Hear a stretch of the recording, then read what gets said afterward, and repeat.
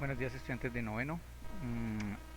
Vamos a explicar las diapositivas de la sesión 5 que se les entregó antes de salir a vacaciones, y la idea es que eh, podamos comprender mejor la terminología que se encuentra allí. Basado en lo que se va a explicar ahora, se van a sacar 5 preguntas para que ustedes las resuelvan en su computador o en su celular y me lo envían al correo. Entonces iniciamos. Dice topología de red. Recuerden que las topologías nos permiten saber la organización geográfica y la estructura de cada red. Recuerde que pueden haber topologías de anillo, topologías de bus, topología de árbol, topología de estrella, que son las más utilizadas hoy en día. Las dos últimas, ¿no? Estas formas de conexión manejan algo llamado protocolos, que los protocolos son unas reglas.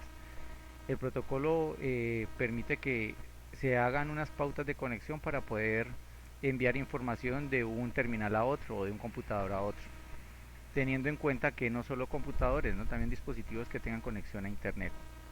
El protocolo TCP/IP realmente son dos protocolos: el TCP, que es transmisión control protocolo, protocolo de transmisión y control, y el IP, que es Internet Protocol. Se trata de un lenguaje que hace posible la organización de la información cuando se envían por la internet o por el internet. El protocolo TCP/IP divide un archivo en diferentes paquetes. Esos paquetes son rotulados para poder ser enviados por internet. Resulta que el TCP/IP coge una fotografía y la divide en muchas partecitas. Hagan de cuenta un rompecabezas. A eso se les llama UDP o metadatos. Resulta que esos paquetes se les debe poner un rótulo. El protocolo IP se encarga de darle esos rótulos y darle la identificación de cada paquete para ser enviados o para que sean enviados por la red. Resulta que cuando son enviados, todos los paquetes usualmente cogen caminos diferentes, o muchos cogen caminos diferentes, para evitar en este caso que puedan robar su información de forma fácil en internet. Cuando esos paquetes son enviados y al final son recibidos, el terminal o el computador que recibe la información utiliza su protocolo TCP/IP para volver a reensamblar los paquetes y en ese caso volver a organizar la información. Una dirección IP, ¿qué es? Resulta que todo computador o dispositivo electrónico que se conecte a la red tiene un número que lo identifica, eso se le llama dirección IP. Esa dirección IP es única en la red. Una dirección IP puede tener, o bueno, puede no, está compuesta por 4 grupos de números. Tenemos en este caso el primer grupo, que está separado por un punto, segundo, tercero y cuarto. Estos datos pueden cambiar, pero cuando cambian eso tienen una categoría o una clase. Aquí vamos a hablar de 3 clases específicamente. Los números de la dirección IP empiezan en 0 y terminan en 255, que es el tope. ¿Listo? Para que dos equipos pertenezcan a la misma red deben tener una IP con la parte muy similar al comienzo y al final cambiaría el último dígito. Usualmente el final cambia. La máscara de subred, ¿qué es? La máscara de subred es un número que me ayuda a distinguir qué tipo de red tengo, qué clase de red tengo. En este caso, si yo tengo una clase o un computador conectado a una red doméstica o en la casa, si yo coloco o tengo una dirección IP con un número que es 192.168, esos dos números me indican que es clase C. O sea que yo sé que es una red que es en este caso doméstica y de un máximo de 254 computadores. Pero si yo tengo más de 254 computadores, tengo que cambiar a otro tipo de red. Entonces para ello hablemos de tipos de red o clases de red, perdón. Las clases de direcciones IP cambian o asignan, en este caso, la cantidad de usuarios que se pueden conectar. Está la clase A, que asigna el primer octeto o el primer grupo de números desde el 1 hasta el 255. Ese número de las clases A, o sea que todo este grupo de números puede cambiar. Cuando este grupo de números cambia, quiere decir que yo estoy trabajando con una estación que está conectada a nivel de computadores a nivel mundial, es decir, un servidor o algo muy grande, ¿no? Imagínense que soporta hasta 16.777.214 computadores o estaciones. La máscara de subred es 255.0.0.0, o sea que si ustedes ven esta máscara de subred, saben que están conectados a una red clase A. Y obviamente la IP va a cambiar en todos sus octetos. En la clase B siempre van a manejar el 128 y los tres últimos van a cambiar. Permite conectar 65.000 computadores y la máscara de subred es 255.255.0.0. Entonces ahí me doy cuenta que esta es clase B.